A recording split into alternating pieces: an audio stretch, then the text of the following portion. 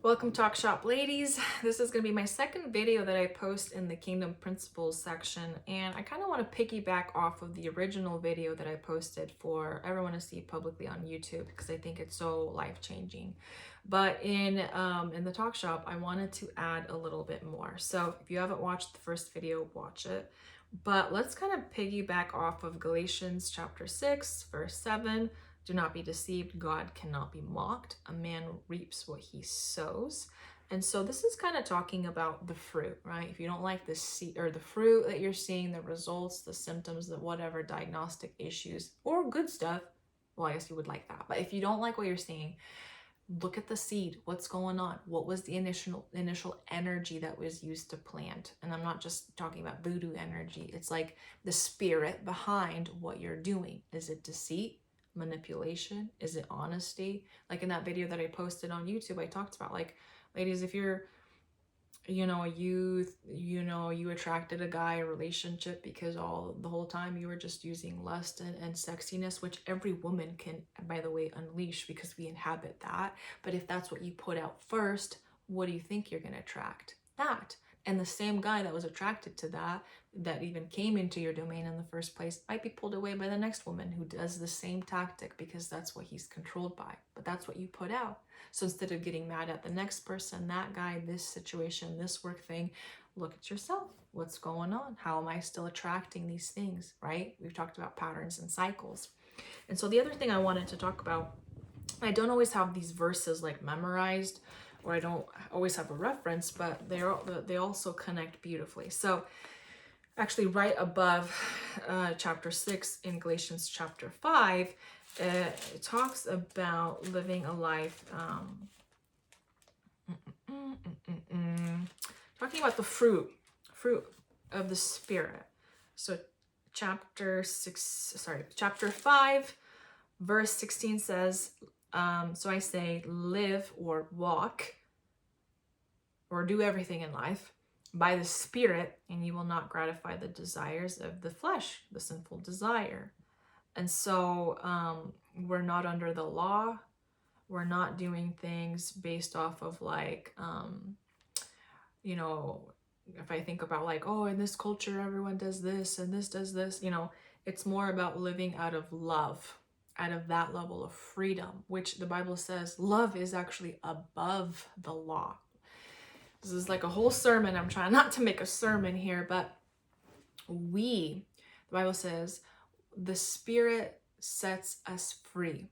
Everything that we do, let me think of this verse. He who the Son sets free is free indeed. And the Bible talks a lot about things like freedom and love. Love. Like, am I telling a person they need to go to church because like I'm mad at them and I'm just gonna think that they're damned without God and all this nastiness coming out of me, and that's why I told them to go to church? Or because out of like the love within me, and in that moment I desire to invite them to join a community that I love, and right? See the difference? I'm not talking about church. It's never like this church. It's never the example in front of us. It's always the Spirit and the energy behind it.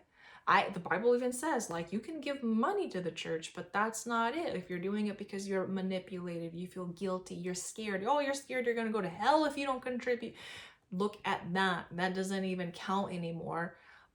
What's more important, and I'm talking for mature people here, is the spirit, the heart, the aroma behind what's going on. That's what the Bible says, that God smells that, and that's the substance that he judges us by. And that's why the Bible says, if you give, be a cheerful giver. It's not about these external things. I've completed the law. I've done this. I've done 10%. I've done this. Yep, you told me this. I'm a good servant. We're above that. And so what's above that? Freedom, love.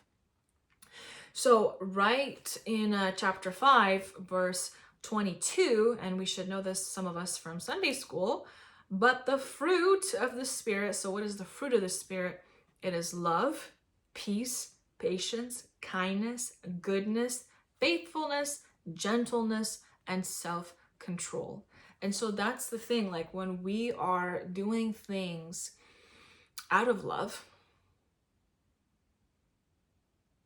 out of the Spirit, I guess I could say, the Spirit of God, the Spirit of Jesus, this is what we should be seeing as a result. And so think about just like your life. Whenever we're saying things, comment to a friend, to our husband, when we're doing actions, we always have to look at the Spirit, because it's like, if I'm doing something nice on the outside, you know, serving someone, bringing them a cup of water or iced coffee or whatever, if I'm doing that out of the goodness of my heart, no strings attached, that's how I define free will. You do something just because. And then if a person decides to bless you back because they want to, because they're inspired, then that's free will, and they can contribute back out of love. But if we're doing this, okay, well, I'll give you this if you do that, then we go quickly in a very transactional type of love.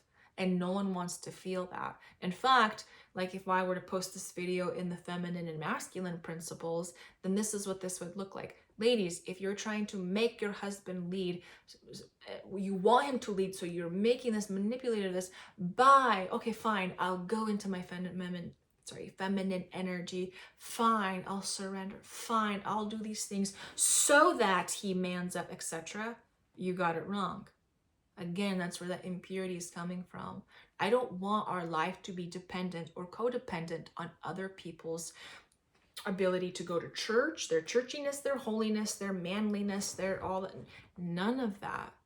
You are doing this because in your life, you are submitting to experience what it is to be a daughter of God and living in freedom and love like Jesus. And then the byproduct is, if meant to be, if someone wants to experience your Jesus, if I could say it like that, or if there's a man who wants to rise up in his kingship because he sees you in your feminine freely, then that's the byproduct. That's going to help you live in a lot more freedom than if we're motivated to do all these things for all these other people. Again, you guys see where this like codependent cycle starts to kind of come out. So let me know your thoughts about the fruit.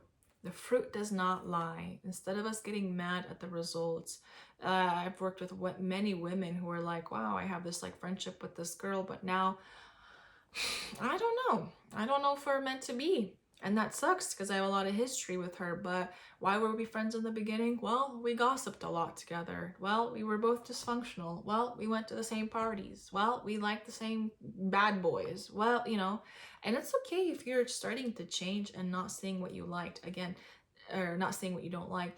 This is not about you being mad at yourself or blaming yourself or people. This is your moment to be empowered, to change, to start to do things differently.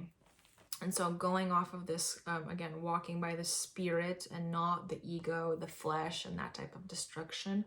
I even watch myself as much as I can, how I reply to people, even people like my husband. I mean, especially like my husband.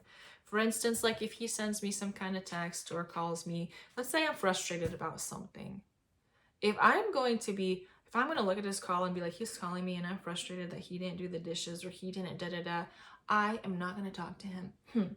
I'm very careful about that because I don't want that energy to come back to me. And if we know anything about the fruit, it gets multiplied. You get one seed, but you get a bunch of fruit. And the Bible even talks about the kingdom multiplying everything that we have.